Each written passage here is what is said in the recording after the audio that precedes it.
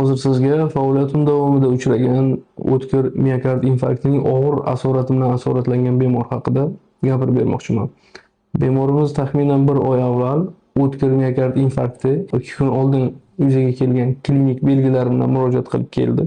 Bemorimizni dastlabki daqiqalarda tezkor yordam ko'rsatildi va koronar angiografiya amaliyotiga yuborildi. Dastlabki ma'lumotlarda miokard infarktining shu og'ir asorati bo'lgan chap qorinchaning anevrizmasi, ya'ni devorning bo'rtib chiqishi asoratiga shubha borligi sababli angiografiya faqat diagnostika maqsadida o'tkazildi va tomirlarni ochish, ya'ni stentlash amaliyoti bajarilmadi. Miokard infarktining yorilib ketish xavfi mavjudligi sababli.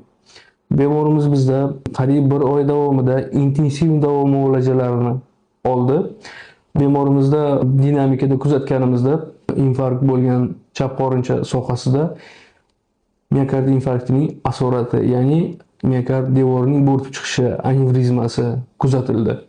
Va u intensiv davo fonida ham kattalashib bordi va yana bir asoratlardan biri miokard infarktining, ya'ni chap qorinchada tromb bilan asoratlandi. Bemorimiz hozirgi kunda intensiv davo muolajalarini tugatib, uyga ruxsat berilgan. Keyingi etapda bemorimizda chap qorincha anevrizmasini rezeksiya amaliyoti va trombni olib tashlash amaliyoti va koronar tomirlarini shuntlash amaliyoti bir varakaga bajarish uchun tayyorlanmoqda hozirgi kunda.